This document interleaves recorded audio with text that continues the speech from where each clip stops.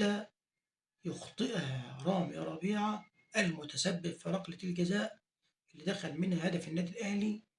وأنا من وجهة نظري ركلة جزاء لو للأهلي مش هتتحسب، وبيجي الأهلي كور أصعب منها بكتير وما تتحسبش. وما أعرفش أحمد الغندور وحكم الفار ماذا يكونوا كانوا مستنيينها، ما تعرفش.